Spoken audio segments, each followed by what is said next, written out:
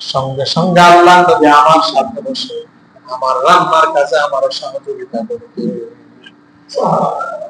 এইগুলো আসার কথা। আর বিশ্বনবীর 25 বছর বয়সে 40 বছরের এক বৃদ্ধা মহিলাকে বিয়ে করলেন। তার নাম কি? খাদিজাতুল কুবরা রাদিয়াল্লাহু তাআলা। তিনি আল্লাহ নবীর ব্যাপারে কি সার্টিফিকেট দিয়েছেন? বিশ্বনবীর উপর যখন ওহী নাযিল হলো 40 বছর বয়স, তাহলে রাসূল বিয়ে করেছেন কত বছর বয়সে? আমার কথা বুঝতে হবে, কত বছর? ওহী কত বছর বয়সে নাযিল হলো? তাহলে বিয়ে কত বছর পার হয়ে গেল? বিশ্বনবী 4 সাল কেনা পেলেন। খাদিজার ঘরে চলে গেলেন, বিয়ে করলেন। খাদিজা জাম্মিলুনি জাম্মিলুনি, খাদিজা তুমি আমার কম্বল দাও, আমার কম্বল দাও। খাদিজা আশ্চর্য হয়ে গেলেন, এই মানুষটি দেখো হতাশ হওয়ার কারণ নয়। এবারে খাদিজা তার চাচাতো ভাই ওয়ারাকা ইবনে নওফলের কাছ থেকে জানতে পারলেন মুহাম্মদের এই আলামতই হলো সর্বশেষ নবীর আলামত। এবার খাদিজা বিশ্বনবীকে লক্ষ্য করে বলছেন, কাল্লা আবশির ইন্নাল্লাহা লা ইউযিকাল্লাহু আবাদা। ও নবী, আপনি হতাশ হবেন না, সুসংবাদ গ্রহণ করেন। রব্বুল আলামিন কোনদিন আপনারা অপমানিত করবে না। আপনার এতগুলো গুণ, যে গুণের কারণে আল্লাহ কোনদিন আপনারা অপমানিত করবে না। স্ত্রী বলছি, স্ত্রী, সুবহানাল্লাহ বলেন। আপনার এক নাম্বার গুণ ইন্নাকা লাতাসিলুর রাহিম, আপনি আত্মীয়তার সম্পর্ক রক্ষা করেন। ওয়া তাহমিলুল কাল্লা, আপনি মানুষের বোঝা বহন করেন। ওয়া তাকরিদ দাইফ, মেহমানদারি করেন। ওয়া তাকসিবুল মা'দুম, আপনি অসহায় মানুষের জন্য খাবারের ব্যবস্থা করেন। ওয়া তাসদুকুল হাদিস, নবী আপনি সবসময় সত্য বলেন। ওয়া তু'ইনু আলা নাওয়াবিল হক, ও নবী আপনি প্রাকৃতিক দুর্যোগের সময় মানুষের পাশে গিয়ে দাঁড়ান। আপনার এতগুলো গুণ থাকতে রব্বুল আলামিন কোনদিন আপনারা অপমানিত করবেন না। 15 বছর পার হয়ে গেল, স্ত্রী বলছেন অতাস্তুকুল হাদিস, ও নবী আমি 15 বছর সংসার করেছি, আমি দেখেছি আপনি জীবনে একটা মিথ্যা বলেন। আমাদের এখানে কার স্ত্রী বলতে পারবে যে আমার স্বামী জীবনে একটা মিথ্যা কথা বলে নাই?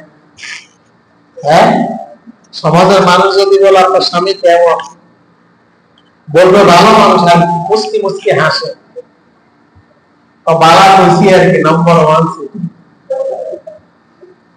কারণ কত মিথ্যা কথা আমরা স্ত্রীর সাথে বলি। আর আমার নবীর ব্যাপারে খাদিজা বলছেন 15 বছর সংসার জীবন আমি দেখেছি, ও নবী আপনি একটা মিথ্যা কথা বলেন না। আল্লাহু আকবার। স্ত্রীর সার্টিফিকেটের উপরে বড় সার্টিফিকেট পৃথিবীতে আছে? তাহলে স্ত্রীদের দিক থেকে পর্যালোচনা করলে আমার নবী খাঁটি মানুষ, সোনার মানুষ, সেরা মানুষ। সুবহানাল্লাহ। এই নবীকে পর্যন্ত জালেমরা গালি দিয়েছে, তাই না? কবি বলেছেন, বলে নাই? কবি বলেছেন। আল্লাহ রাব্বুল আলামিন বললেন, ওয়া যা'আতু কাওলি শা'আরি কালিলাম মা তাযাক্কারুন। আল্লাহ তাআলা জবাব দিয়ে বললেন, নবী আপনি কবি নয়। তারা গণক বললেন, আল্লাহ সেটার জবাব দিয়ে দিলেন, ও নবী আপনি গণক নয়। তারা নবীকে এইভাবে একের পর এক বিশ্বনবীর বিরুদ্ধে বললেন, আর প্রত্যেকটা প্রশ্নের জবাব দিয়েছেন আরশে আজিমের মালিক আল্লাহ। কে জবাব দিয়েছেন? আর সেই নবীর উত্তরসূরি যারা ওয়ারাসাতুল আম্বিয়া, কিয়ামত পর্যন্ত নবীর উম্মতের মধ্যে যারা নবীর ওয়ারিস আলেম ওলামা, তাদের বিরুদ্ধে এক শ্রেণীর লোক বলার আছে না নাই? কথা বলেন না কেন? কারণ মক্কাতে যে জমিনে নবী এসেছে, ওই জমিনে আবু জেহেল এসেছে, আছে নাই? যে জমিনে ভালো মানুষ থাকবে, ওই জমিনে খারাপ মানুষও থাকবে। স্বাভাবিক। এবার আসুন, স্ত্রীদের দৃষ্টি যেন বিভিন্ন থাকি মানুষ। আমার ভাইরা, এবার আসুন কাফেররা কি বলে নবীর ব্যাপারে। যারা নবীর বিরোধী, ওরাও নবীর আলামি করতেন। সুবহানাল্লাহ। নবী যখন রোম সম্রাট হিরাক্লিয়াসের কাছে কালেমার দাওয়াত দিয়ে চিঠি পাঠালেন, রোম সম্রাট হিরাক্লিয়াস চিন্তা করলে মুহাম্মদের এলাকার একজন লোক আমার দরকার, যে মুহাম্মদের ব্যাপারে জানার জন্য। আবু সুফিয়ান তখন ইসলাম গ্রহণ করে। আবু সুফিয়ানের নেতৃত্বে ব্যবসায়িক কাফেলাকে ডাকে হচ্ছে, ডেকে বলছে, তোমাদের মধ্যে কে মুহাম্মদের একেবারে কাছের মানুষ? আবু সুফিয়ান বলল, আমি। বলছে, তোমাকে কিছু প্রশ্ন করবো মুহাম্মদের ব্যাপারে, আমার কাছে সত্য বলবার কথা। হ্যাঁ, বলবো। এখন আবু সুফিয়ানের চতুর্পাশে তার কর্মীরা, যদি নেতা মিথ্যা বলে, কর্মীরা বলবে নেতা কি সেটি কিরা বলে, আমরা এটি বলবো, আমাদের দেশে এমন কিছু নেতা দেখেছি ও জীবনে সত্য বলছে কিনা আমরা জানি কিনা, বলে বলে না।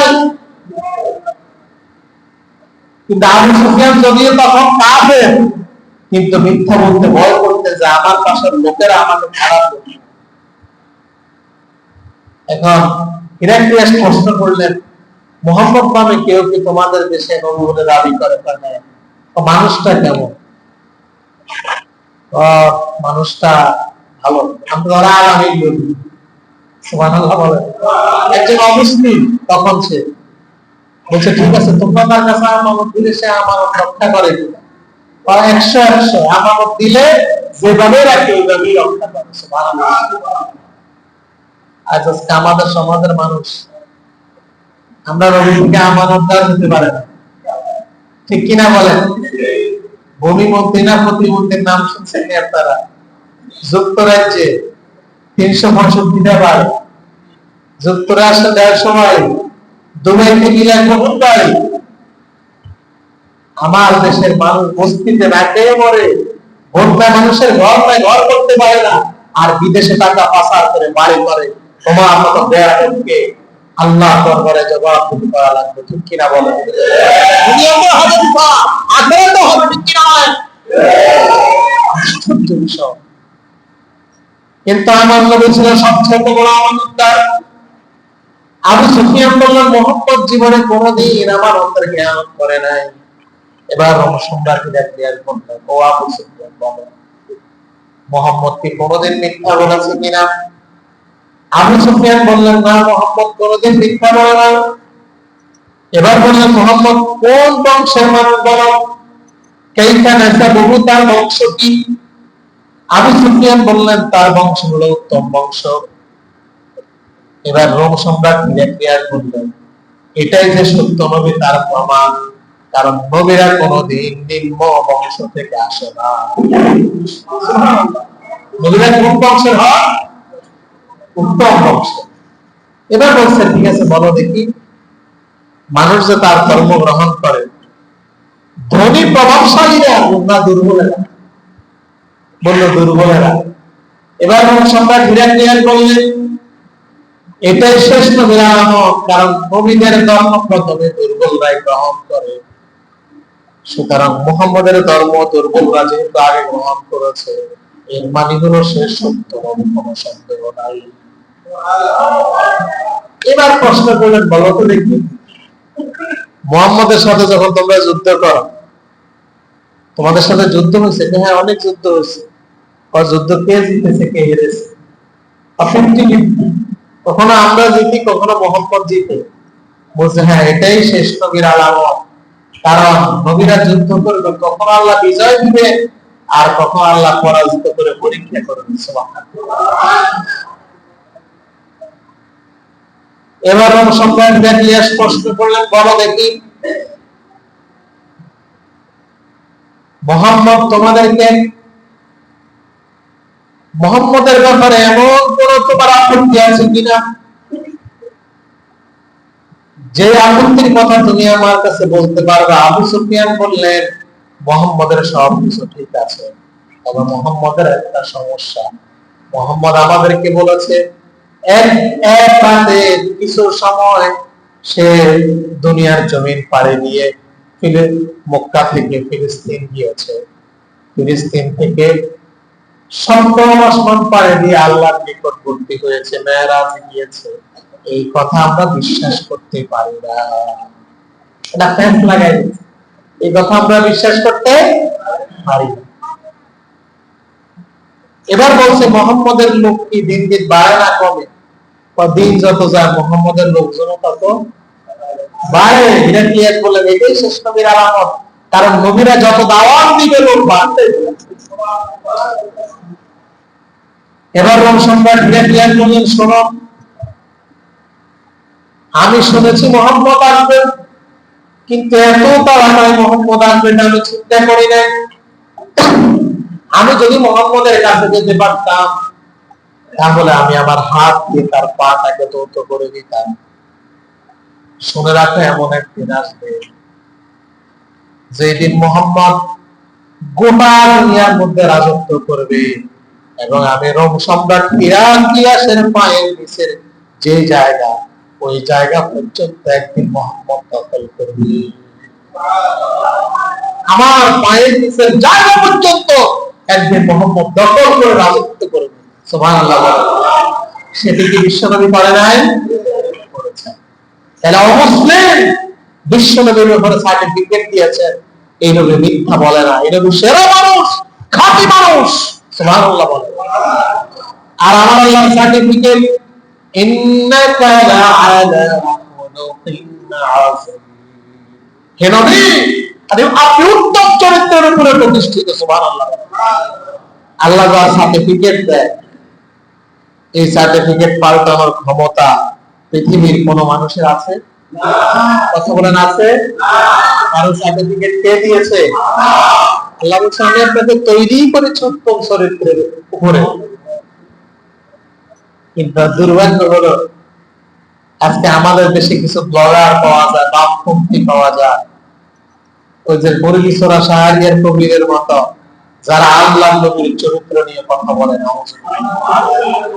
একটা মুসলিম দেশে, মুসলিম অধ্যুষিত দেশে আল্লাহ নবীর ব্যাপারে উৎস রটনা করে এই জমিনে বেঁচে থাকার অধিকার কারো। কারণ নবীর সার্টিফিকেট স্বয়ং কে দিয়েছে? আমাদের দেশে নবীকে অনেকে গালি দিয়েছে, বিচার হয় নাই, হয়েছে?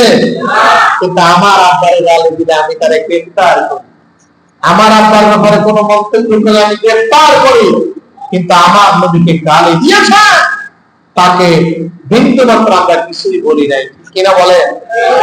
তবে সময় আসবে, বাংলাদেশের সংসদ আইন পাস হবে ইনশাআল্লাহ, যে নবীর বিরুদ্ধে যদি কেউ কোনো খারাপ মন্তব্য করে, জনগণের মানুষের সামনে তাকে রশিতে জড়িয়ে তার অস্বীকার্য করবে। আপনারা দেখতে চান না? দেখতে চান না? আমার মেয়েরা, সুতরাং নবীর সার্টিফিকেট অমুসলিমরাও দিয়েছে যে নবী সেরা মানুষ, এতে কোনো সন্দেহ নাই। এবার আসুন আল্লাহ রাসূল সাল্লাল্লাহু আলাইহি সাল্লামের জীবনে যদি আমরা পর্যালোচনা করি, আল্লাহ নবী যুবক বয়সে, তরুণ যখন, তখন থেকে তিনি সমাজ নিয়ে চিন্তা করা শুরু করে দিয়েছেন। এখন ওহী নাযিল হয় নাই, হিলফুল ফুজুল সংগঠন করে সমাজের মানুষকে ঐক্যবদ্ধ করে মানুষের পাশে দাঁড়িয়েছেন। সুবহানাল্লাহ। আর আল্লাহ রাসূল বলেন, খায়রুন নাস মান ইয়ানফাউন নাস, তোমাদের মধ্যে ওই ব্যক্তি সর্বোত্তম যে মানুষের কল্যাণের জন্য কাজ করে। সুবহানাল্লাহ বলেন। আপনারা বন্যা গিয়েছেন, আপনাদের এলাকা বন্যা গেছে না? বন্যায় ত্রাণ কিভাবে আসছে দেখছেন না আপনারা? কোথায় উত্তরবঙ্গ থেকে ত্রাণ এলাকা, মানুষ মানুষের জন্য যেভাবে দাঁড়িয়েছে, আল্লাহু আকবার। এই উদাহরণ আমরা আমাদের জীবনে কোনোদিন দেখি, ঠিক কিনা বলেন? আমরা শুনেছি 1000 কোটি টাকা, আমাদের প্রণোদনা, অনেক কিছু আমরা দেখি না। কিন্তু আজ এই বছরের বন্যায় আমরা দেখেছি কিভাবে মানুষ মানুষের জন্য কাজ করে। আল্লাহু আকবার। এটাকে শিখিয়েছেন মুহাম্মদ রাসূলুল্লাহ আল্লাহ রাসূলের চরিত্র ছিল তিনি অসহায় বঞ্চিত ওই মানুষগুলোর পাশে গিয়ে দাঁড়িয়েছেন আমার নবী। সুবহানাল্লাহ। এখানে মানুষের পাশে গিয়ে দাঁড়ানো দরকার আছে না নাই? সামাজিক কাজ। আমাদের সমাজের মানুষ এখন এমন, এরা জানাজায় যাইতে রাজি নাই কিন্তু সাইন্টিফিকরা খাওয়া দিতে যা আছে না নাই? জানাজায় নাই 300 লোক, খাওয়ার অনুষ্ঠান হলো 1000 লোক, তাও সব করে। অথচ ইসলামের নিয়ম হলো কেউ মারা গেল ওই লোকটার পাশে গিয়ে দাঁড়া। আল্লাহ নবী সাহাবীদের চরিত্র এমন ছিল। বিশ্বনবী সাহাবায়ে কেরামদেরকে বললেন,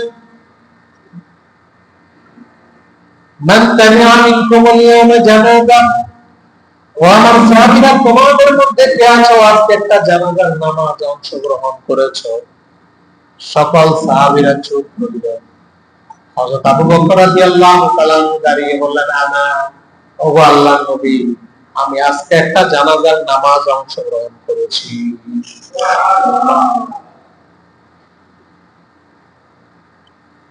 এবার বিশ্বনবী সাল্লাল্লাহু আলাইহি সাল্লাম প্রশ্ন করলেন, ওয়ামান আয়াদা মিনকুমুল ইয়াওমা মারিয়াম, তোমাদের মধ্যে কে আছো আজকে একজন রুগ্ন ব্যক্তির সেবা করেছে? সবাই চুপ।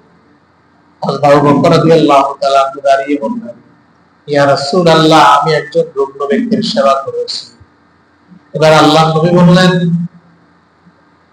ওয়ামান আত'আমা মিনকুমুল ইয়াওমা মিসকিনান, তোমাদের মধ্যে কে আছো আজকে একজন মিসকিনের মুখে খাবার তুলে দিয়েছো? সবাই চুপ রইলেন। হযরত আবু বকর রাদিয়াল্লাহু তাআলা দাঁড়িয়ে বললেন, আনা, ওগো আল্লাহর নবী, আমি একজন মিসকিনের মুখের মধ্যে খাবার তুলে দিয়েছি। এবার বিশ্বনবী বললেন, তোমাদের মধ্যে কে আছো আজকে নফল রোজা রেখেছো? সবাই চুপ রইলেন। আবু বকর দাঁড়িয়ে বললেন, আমি আজকে নফল রোজা রেখেছি। বিশ্ব নবী 4টা প্রশ্ন করলেন, 4টা প্রশ্নে আবু বকর ফার্স্ট হয়ে গেলেন। তন্মধ্যে 3টাই হলো সামাজিক কাজ, মানুষের কল্যাণের কাজ। আল্লাহর নবী এবার ঘোষণা দিলেন, আমার সাহাবীরা শোনো, যে ব্যক্তি একসাথে এতগুলো ভালো কাজ করলো, রব্বুল আলামিন অবশ্যই তাকে জান্নাত দিয়ে দিবেন। জানাজায় পাস, রোগীর সেবায় পাস, মিসকিনের মুখে খাবার তুলে দেওয়া করতেও পাস, নফল রোজায় পাস। সুবহানাল্লাহ বললেন। আল্লাহ নবী সে কোথায় যাবে? জান্নাতে যাবে। এখানে অসহায় মানুষ, বঞ্চিত মানুষ, এদের পাশে দাঁড়াতে হবে শিখিয়েছেন মুহাম্মদ রাসূলুল্লাহ সাল্লাল্লাহু আলাইহি ওয়াসাল্লাম। এখানে আল্লাহ নবীর কাছে যখন গনিমতের মাল আসতেন, আল্লাহ নবী গনিমতের মালগুলো মানুষের মধ্যে বন্টন করা ছাড়া নিজের ঘরের মধ্যে যানতেন। সুবহানাল্লাহ। এটা হলো আমার নবীর চরিত্র, ফুলের চাইতে পবিত্র। আমার ভাইয়েরা, এবার আসুন আমার নবীর বিচারটা কেমন ছিল। বিচার পদ্ধতি জানা দরকার আছে না নাই? আমাদের নবীর বিচার কি আমাদের মতো টাকা যেদিকে বিচার ওইদিকে? নবী ছিলেন ন্যায় বিচারক, এবং নবী বলেছেন, সাবআতা ইউযিল্লুহুমুল্লাহু ফি যিল্লি ইয়াওমা লা যিল্লা ইল্লা যিল্লুহু। কিয়ামতের ময়দানে 7 শ্রেণীর লোককে আল্লাহ আরশের নিচে জায়গা দেবেন, যেই দিন আল্লাহর আরশের ছায়া ছাড়া কোনো ছায়া থাকবে না। তার মধ্যে 1 নাম্বার হলো ইমামুন আদিল, ন্যায়পরায়ণ বাদশা, যে বাদশা মানুষের উপরে জুলুম করে না, ন্যায় বিচার করবে, তাকে আরশের নিচে জায়গা করে দিবেন। আজকে আমাদের সমাজে ন্যায় বিচার হয়েছে না অবিচার হয়েছে? কথা বলেন না কেন? অবিচার হয়েছে। কেমন অবিচার হয়েছে? যেই লোকটার কথা শুনে অমুসলিমরা কালেমা গ্রহণ করেছে, 1 নয় 2 নয়, শত শত নয়, হাজার প্রখ্যাত মুফাসসিরে কোরআন, নাম বলতে পারবেন আপনারা কে?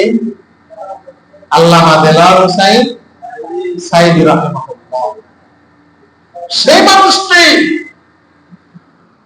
আজকে কারেন্ট আসছে না, আলহামদুলিল্লাহ বলে যে আল্লামা সাইদি রাহিমাহুল্লাহ, যার কথা শুনে হাজার হাজার অমুসলিম মুসলিম হয়েছে, তাকে পর্যন্ত জেলখানার মধ্যে ভর্তি হয়েছে। এর সাথে দুর্ভাগ্য আর কিছু আছে আমাদের জীবনে? কথা আছে? বন্ধ করে আওয়াজ একটু বেশি। এটা আমার মেয়েরা, আল্লাহ রাসূল ছিল সবচেয়ে নয় ন্যায় বিচারক। আল্লাহ রাসূলের কাছে একজন এক মহিলাকে আনা হলো, বনু মাখজুমি গোত্রের মহিলা। আমার সাথে বলেন কোন গোত্র? বনু মাখজুমি গোত্র। বলেন কোন গোত্র?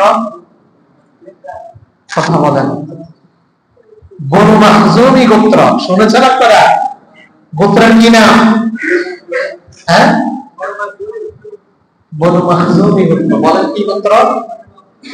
বনু মাখজুমি গোত্র। এক মহিলা চুরি করলেন। এখন ইসলামের মধ্যে চোরের বিচার কি? জোরে বলেন, জোরে বলেন কি? এখন বনু মাখজুমি গোত্রে ছিল উন্নত বংশ, এরা অনেক নামি দামি বংশ, এদের দ্বারা মুসলমানরা অনেক উপকৃত হতেন। এখন বনু মাখজুমি গোত্রের মহিলা তো সাহাবা একদম চিন্তায় পড়ে গেলেন, যদি এই মহিলার বিচার করে তাহলে তা আমাদের সাথে মেজাল বাঁচবে, আমরা এদের থেকে অনেক সুবিধা নিতাম, সুবিধা থেকে বঞ্চিত হয়ে যাব। সাহাবা একদম এক জায়গায় বসলেন, বসে ওসামা ইবনে যায়েদকে বললেন, তুমি আল্লাহর নবীর কাছে কি বলো? সে ছোট ছিল, যে মহিলার যেন মাফ করে দেয়। ওসামা ইবনে যায়েদ আল্লাহ রাসূলের কাছে কি বললেন, ইয়া রাসূলুল্লাহ, এই মহিলাকে মাফ করে দেন, এরা উন্নত বংশের, যদি তার হাত কেটে দেন তাহলে আমরা অনেক সুবিধা থেকে বঞ্চিত হয়ে যাব।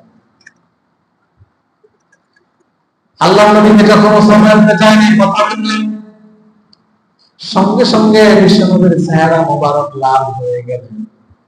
আল্লাহ নবী বললেন, ও ওসামা ইবনে যায়েদ, তোমাদেরকে কে এত বড় সাহস দিয়েছে আল্লাহর সিদ্ধান্তের উপরে কথা বলা? সূরার হাত কাটতে হবে, এটা আল্লাহ সিদ্ধান্ত দিয়েছেন, আর আল্লাহর সিদ্ধান্তের উপরে তোমাদেরকে কথা বলার অধিকার কে দিয়েছে? তোমাদের পূর্বেকার জাতিরা ধ্বংস হয়েছে, ধনীরা চুরি করলে ছেড়ে দেওয়া হতো, আর গরিবদেরকে ধরে ধরে বিচার করা হতো। শুনে রাখো, ওয়ালাউ আন্না ফাতিমাতা বিনত মুহাম্মাদিন সারাকাত লাকাতা মুহাম্মাদুন ইয়াদাহা। এটা হলো বনু মাখজুমি গোত্রের মহিলা। বনু মাখজুমি গোত্রের মহিলা না হয়ে যদি আজকে আমার কন্যা ফাতেমাও চুরি করত, পিতা হয়ে বিচার করতে গিয়ে পক্ষপাতিত্ব করতাম না, আমি আমার কন্যার বিচার করলে তলোয়ারের আঘাতে তার দেহ থেকে হাত আলাদা করে দিতাম।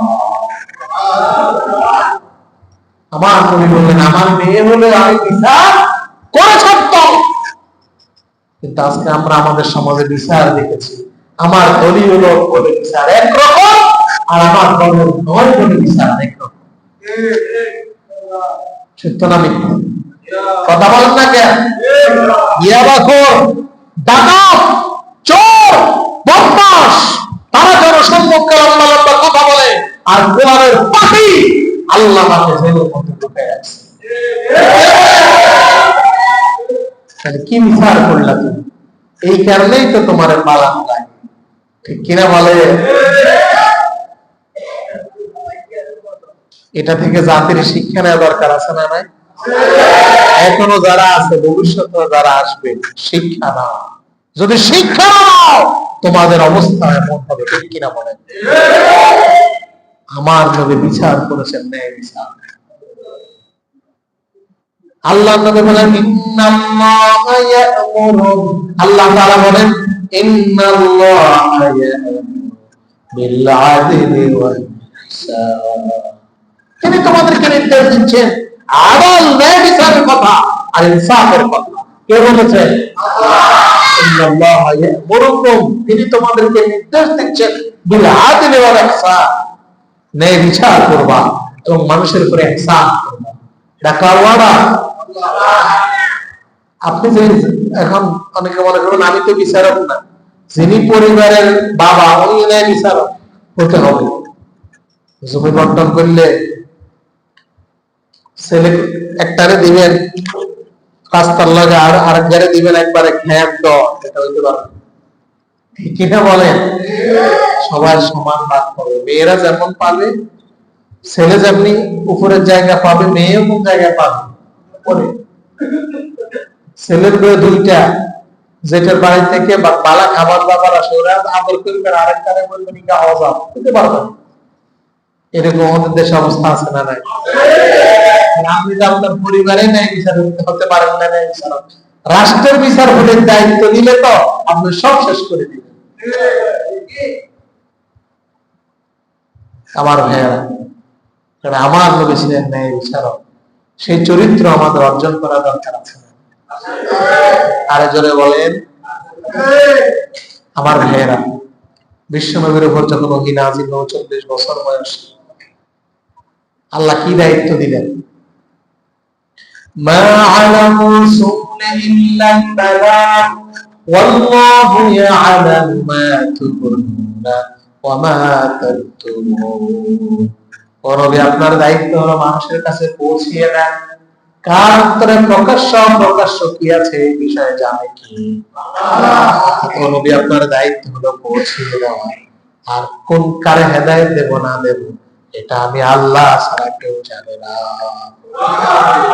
বিশ্বনবী দুই কাফেরের জন্য দোয়া করলেন, একটা হলো আবু জেহেল, একটা হলো আল্লাহ নবী গভীরভাবে দোয়া করলেন, আল্লাহ ইসলামের জন্য এই দুইজনের একজনকে তুমি কবুল করো।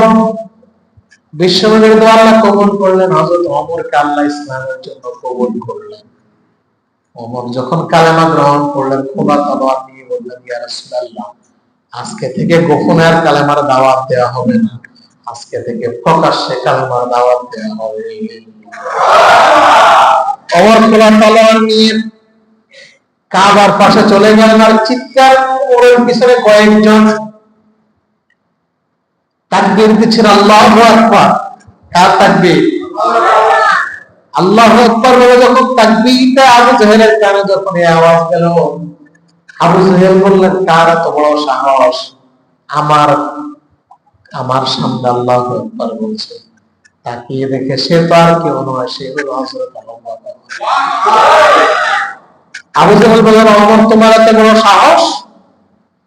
ওমর রাদিয়াল্লাহু তাআলা বললেন, আবু জেহেল, আমি এখন কালেমা গ্রহণ করেছি, এখন থেকে কালেমার দাওয়াত হবে প্রকাশ্যে এই বাইতুল্লাহর মধ্যে। এই বাইতুল্লাহর মধ্যে আল্লাহর একত্ববাদের আওয়াজ দেওয়া হবে। কেউ যদি চাও তার স্ত্রীকে বিধবা করার জন্য, কেউ যদি চাও তার সন্তানদেরকে এতিম করার জন্য, তাহলে ওমরের তলোয়ারের নিচে আসো, তলোয়ার দিয়ে তার ফয়সালা করা হবে। কেউ কি আসতে সাহস করেছেন?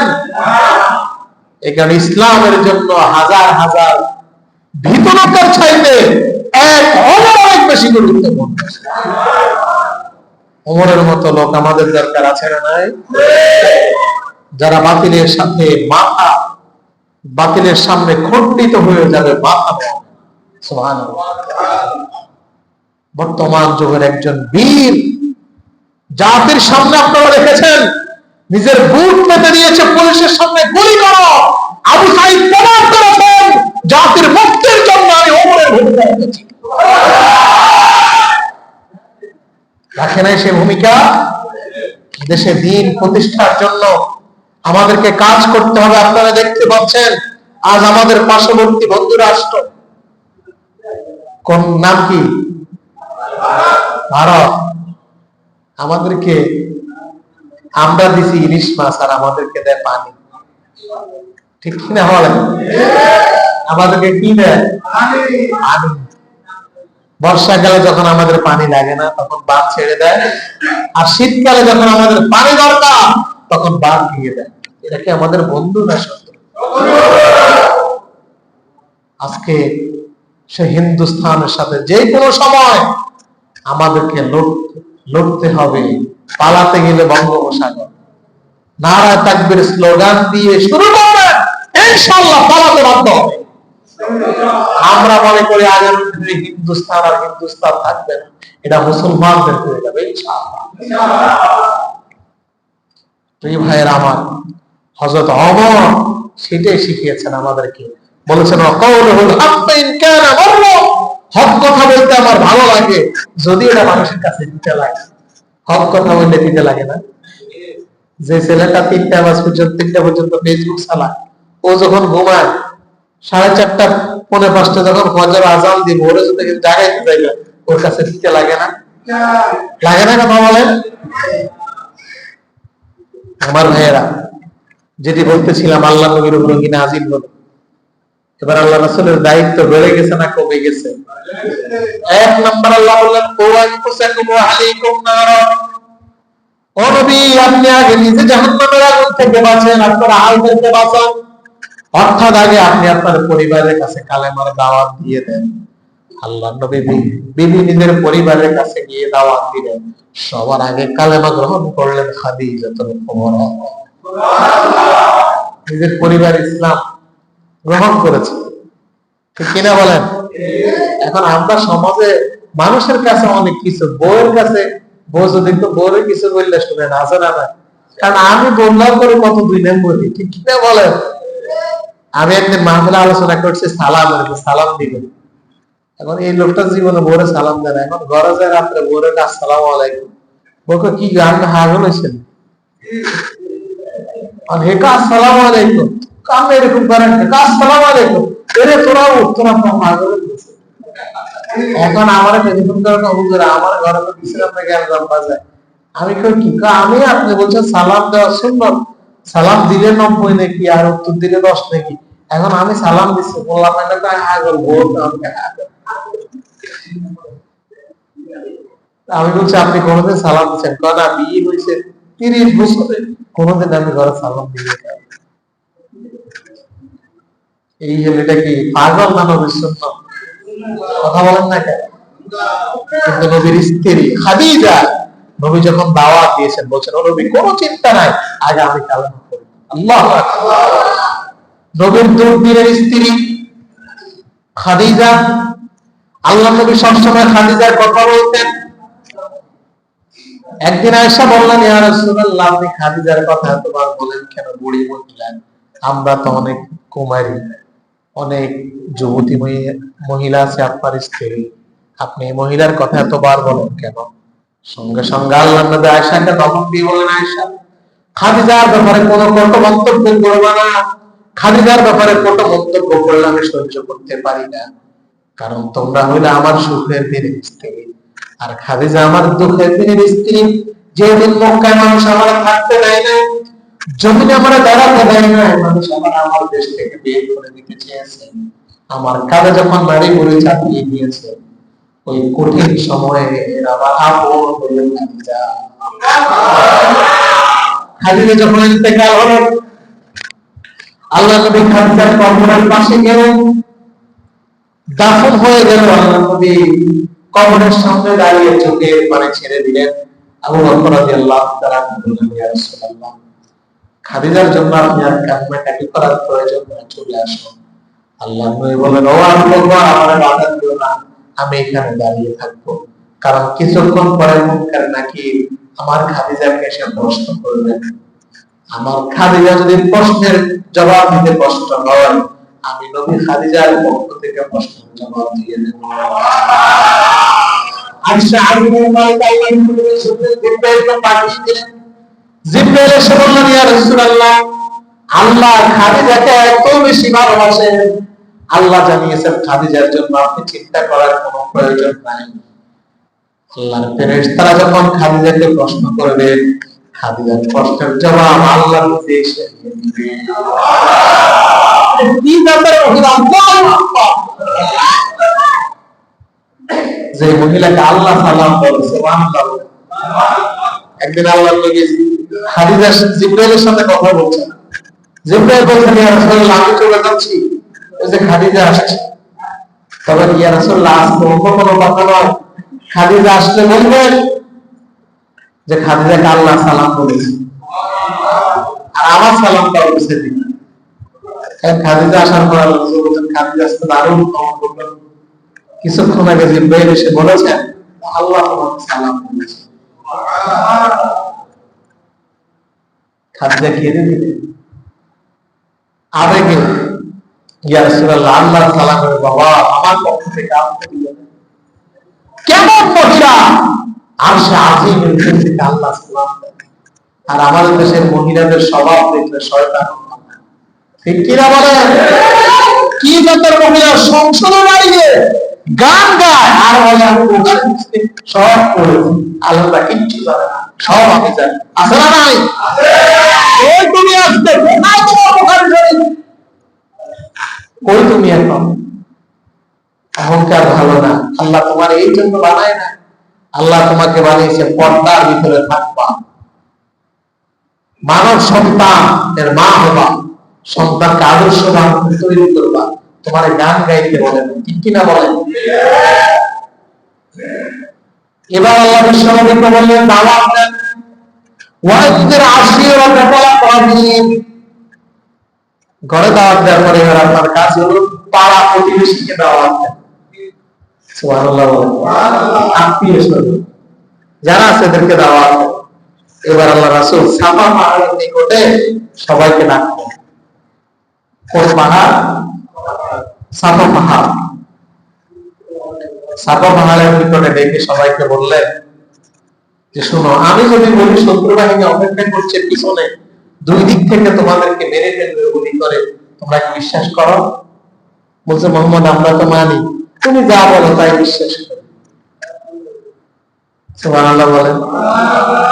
এবার আল্লাহ নবী তাই যদি হয়ে থাকে, আমি তোমাদের জন্য আল্লাহর পক্ষ থেকে ভয়ঙ্কর আযাবের ভয় করি, তোমরা ঘোষণা দাও লা ইলাহা ইল্লাল্লাহ মুহাম্মাদুর রাসূলুল্লাহ। কালেমার দাওয়াত যখন দিলেন, একটু আগে যে মানুষগুলো বলেন মোহাম্মদ তুমি যা বলো তাই আমরা মানি, বিশ্বনবীর চাচা আবু লাহাব, যে লোকটা আমাদের গর্ব মোহাম্মদ বলে সব সময় কথা বলতেন, ওই আবু লাহাব সবার আগে বলেন তোমার কথা আমি মানি না, তাব্বাল্লাকা ইয়া মুহাম্মদ, ও মুহাম্মদ তুমি ধ্বংস হয়ে যাও। একটু আগে কয় তোমার কথা সব মানি, এখন সাক্ষী আঘাত লাগছে আর কি বলে মানি না, এখন আর কি মানি না। গালি পর্যন্ত দিয়েছে, জবাব দিয়েছেন কে? সবাই বলেন তাব্বাত ইয়াদা আবী লাহাব ওয়া তাব, মা আগনা আনহু মালুহু ওয়া মা কাসাব। সূরা লাহাব নাযিল করে দিলেন কে? শুধু আবু লাহাব নয়, আবু লাহাবের স্ত্রী উম্মে জামিল, এই মহিলাও আল্লাহর নবীকে কম কষ্ট দেয় নাই। এই কারণে মহিলার বিরুদ্ধে আল্লাহ বলেছেন হাম্মালাতাল হাতাব, কাঠের বোঝা বহনকারী। এই মহিলা হলো এমন দুর্চরিত্র, আল্লাহর নবী এবং নবীর সাহাবীরা যে রাস্তা দিয়ে হাঁটতেন, এই মহিলা রাত্রি বেলায় গোপনে রাস্তার মধ্যে কাটা দিয়ে রাখতেন। এখন এই মহিলার বিরুদ্ধে আয়াত নাযিল হওয়ার পরে এই মহিলা পাথর নিয়ে আল্লাহ নবীর মারতে গেলেন। আল্লাহ নবী এখানে আবু বকর রাদিয়াল্লাহু তাআলা, মহিলা আবু বকর মুহাম্মদকে আমার একটু দেখাই দাও। সুবহানাল্লাহ বললেন না। এখন মুহাম্মদকে দেখে না, সে বিশ্বনবীর বিরুদ্ধে খারাপ কবিতা বলা শুরু করে দিয়েছে। এই কথা বলে চলে আসলেন। আবু বকর বললেন ইয়া রাসূলুল্লাহ, উম্মে জামিল আসলেন, আমাকে দেখলেন, আপনাকে কেন দেখলেন না? আল্লাহ নবী বললেন ও আবু বকর, উম্মে জামিল যখন এখানে আসলো, আল্লাহ তাআলা তার চোখের মধ্যে এমন একটা হিজাব লাগালেন, পর্দা লাগালেন, যে পর্দার কারণে উম্মে জামিল আমারে দেখতে পায় নাই।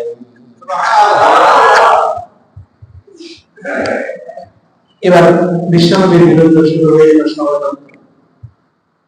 ষড়যন্ত্রের মাত্রা এত বেশি, আল্লাহ নবী নামাজে গেলেন সিজদা, এই উম্মে জামিল এই মহিলা বকরি নাড়ে পড়ে আল্লাহ নবীর কাঁধের মধ্যে দিয়ে দিলেন। বিশ্বনবী এখানে নামাজ পড়ে, সেখানে আল্লাহ নবীকে কষ্ট দেয়, নিজের ঘরে পর্যন্ত পড়তে পারে না, পরবর্তীতে আল্লাহ নবী একটা জায়গা ঠিক করলেন। একদিন আল্লাহ নবী নামাজের মধ্যে দাঁড়ালেন, সেজদা যখন গেলেন, এই কাফেররা উটের বিশাল নারী উঠে আল্লাহ নবীর কাঁধের মধ্যে দিয়ে দিলেন। এবার আল্লাহ নবী সিজদা ঠিক করতে পারেন, অনেক ওজন। হযরত ফাতেমা রাদিয়াল্লাহু তাআলা দূর থেকে দেখে এসে তিনি নিজে নারী উঠে সরিয়ে দিলেন। তারপর আল্লাহ নবী উঠলেন। এরা আল্লাহ নবীর সাথে এমন কোন বাজে আচরণ নেই যে আচরণ আল্লাহ নবীর সাথে করে নাই। সুতরাং বিশ্ব নবীর সাথে সেরা মানুষ পৃথিবীর মধ্যে যেহেতু আর কেউ নাই, তেমন পর্যন্ত নবীর ওয়ারের যারা থাকবে, নবীর অনুসরণ যারা করবে, ওই আবু লাহাবের উত্তরসূরিরা, আবু জেহেলের উত্তরসূরিরা নবীর ওয়ারে সাহালাকে বিরোধিতা করবে।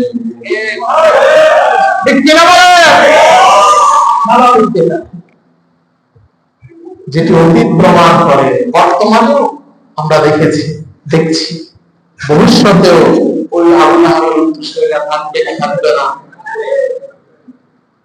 আমার ভাইয়েরা, এবার আল্লাহ সাল্লাল্লাহু আলাইহি ওয়াসাল্লাম দাওয়াত দেওয়া শুরু করলেন, কালেমার দাওয়াত। কারণ দাওয়াত দিতে হবে, এই দায়িত্ব কে দিয়েছেন? সবাই বিরোধিতা করলে কি কোনো অসুবিধা আছে? আল্লাহ নবী চিন্তা করলেন, 9 বছর দাওয়াত দেওয়ার পরে মাত্র অল্প কয়েকজন লোক কালেমা গ্রহণ করছে।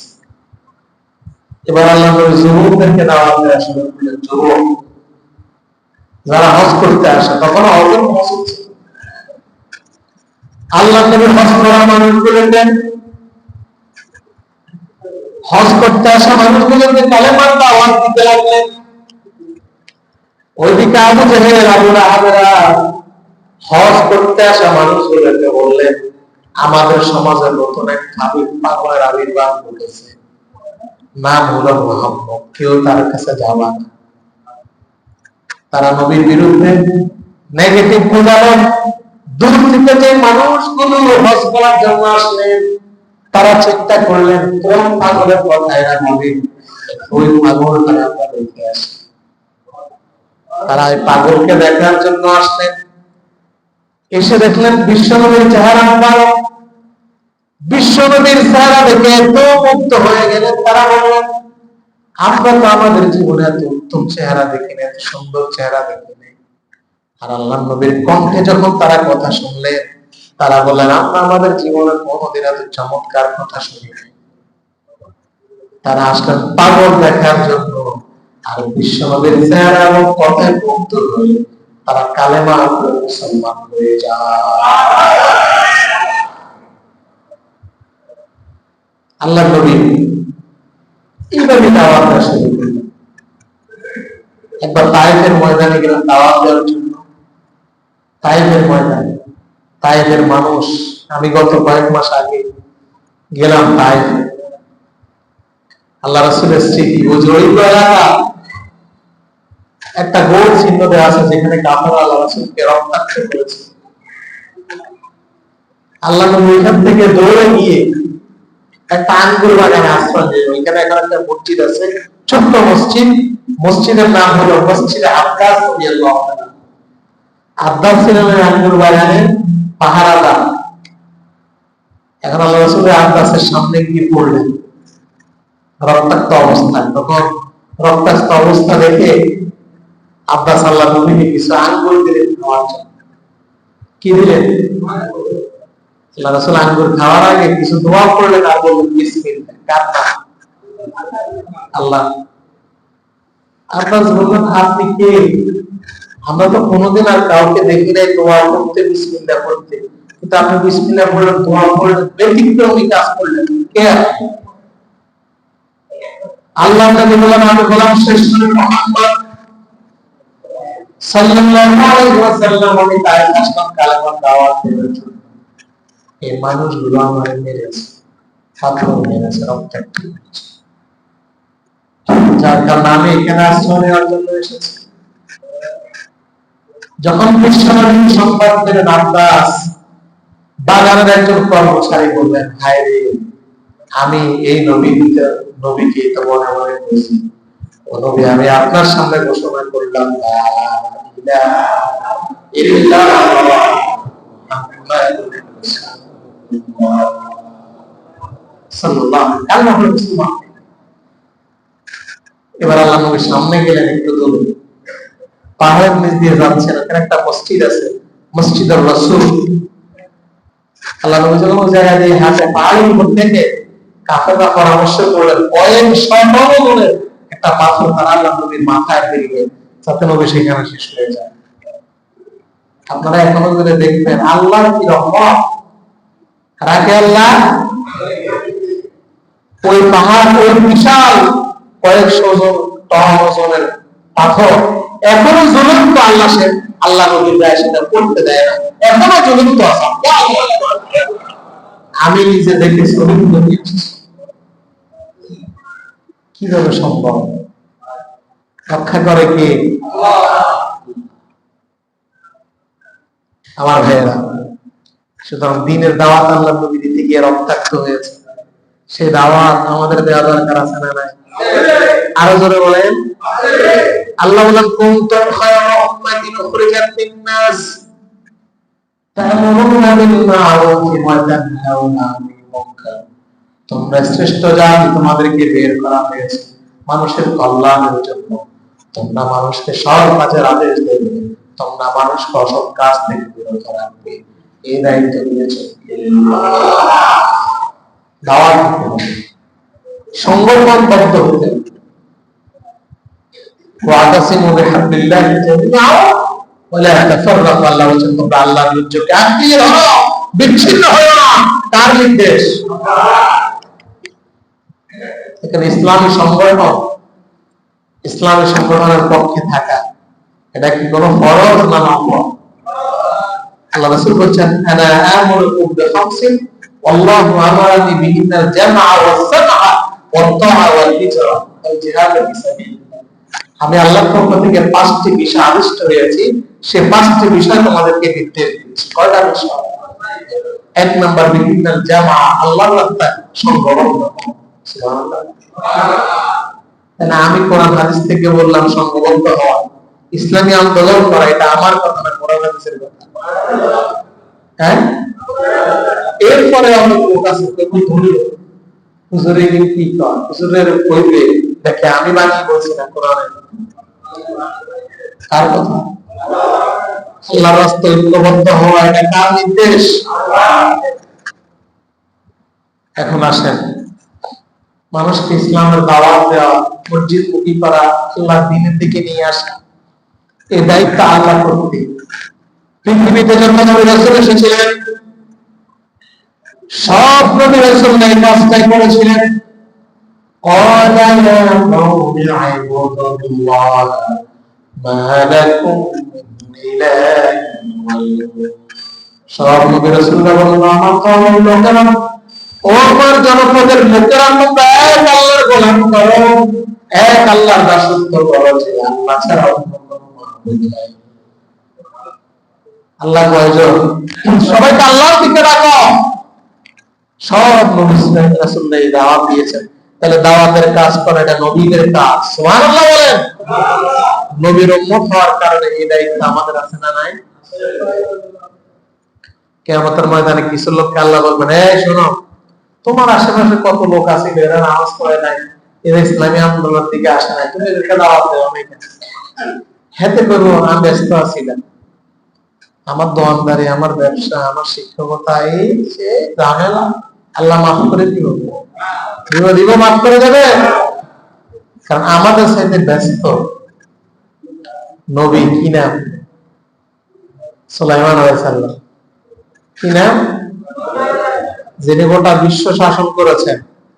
ফিফা থেকে হাতি প্রত্যেকটা প্রাণীর কথা বুঝতেন, শুধু মানুষ নয়, জিনদের মধ্যে শাসন। সুবহানাল্লাহ। তার দাওয়াতি কাজ ইন্নাহু মিন সুলাইমান ওয়া ইন্নাহু বিসমিল্লাহির রাহমানির রাহিম আল্লা তা'আলু আলাইয়া ওয়া আতুনি মুসলিমিন। সুলাইমান আলাইহিস সালাম যখন রানী বিলকিসের খবর শুনলেন, সঙ্গে সঙ্গে চিঠি পাঠিয়ে দিলেন, বলেন আমি সুলাইমান, পরম করুণাময় আল্লাহর নামে চিঠি লেখা আরম্ভ করলাম। ও রানী বিলকিস, অমনি মূর্তি পূজায় সবগুলো বাদ দিয়ে দাও। আমি যে আল্লাহর কাছে আত্মসমর্পণ করেছি, ওই ধর্মের কাছে এসে তুমি আত্মসমর্পণ করো। তাহলে ব্যস্ত বলে কি আল্লাহর কাছে মাফ পাওয়ার সুযোগ আছে? কথা বলেন না কেন? তাহলে বুঝতে গেছে কিয়ামতের ময়দানে ব্যস্ত বলার কোন সুযোগ।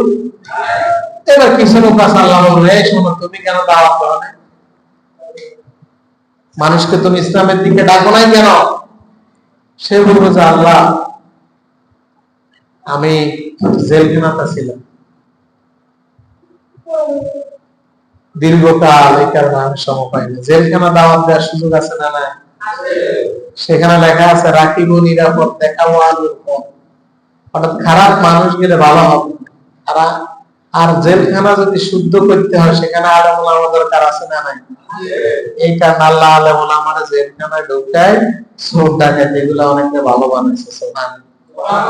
আমিও 1 মাস আছিলাম, 1 মাস আছিলাম। আমার সামনে ইয়াবা খেত, আমার সামনে। কিন্তু আলহামদুলিল্লাহ আমরা তাদেরকে গাছ করতে করতে, তাফসীর করতে করতে, দাওয়াত দিতে দিতে আমরা যখন বের হয়েছি, ফাঁকা নামাজ, ইয়ামতার কথা, সিগারেটও খায় না, এবং আমাদেরকে ধরে অবরোধ করেছে। আলহামদুলিল্লাহ। এখন আপনি যদি বলেন আমি জেলখানায় ছিলাম, জেলখানায় লোক আছে না না? আর জেলখানায় আল্লাহর একজন নবী ছিলেন, দাওয়াতি কাজ করে মিশরের বাদশা হয়েছেন, তার নাম কি? যারা বলেন নাম কি? ইউসুফ আলাইহিস সালাম। ইউসুফ আলাইহিস সালাম জেলখানায় ছিলেন না? দাওয়াত দিয়ে মিশরের প্রেসিডেন্ট বানালেন কে? এরপর এক শ্রেণীর লোক আল্লাহ বলবেন তুমি দাওয়াত দাও না কেন? বলবে আল্লাহ, আমি তো রোগী ছিলাম, অসুস্থ, ডায়াবেটিস, প্রেসারে, কত কত। এই কথা বললে কি মাফ আছে? একজন নবী ছিলেন যিনি রোগী, বলতে পারবেন কি নাম? আইয়ুব আলাইহিস সালাম। আল্লাহ তাকে দায়িত্ব দিলেন জনপদের মানুষের কাছে কালেমার দাওয়াত দেওয়ার জন্য, কিন্তু তার শরীরের মধ্যে চামড়া পৌঁছানো। মানুষকে তিনি যখন দাওয়াত দিতে যায়, গন্ধ সইতে না পেরে মানুষ তার জায়গা থেকে বের করে দেয়। মানুষ দুর্গন্ধে তারে বের করে দেয় জনপদ থেকে। শেষ পর্যন্ত নিজের স্ত্রী সন্তান নিজেরা বাদ দিয়ে দিলেন। এবার আইয়ুব আলাইহিস সালাম জনপদের এক পানিতে গিয়ে আল্লাহর কাছে দোয়া করলেন, ওয়া আইয়ুবা ইযা নাদা রাব্বাহু আন্নী মাসানিয়াতুর ওয়া আনতা আরহামুর রাহিমিন।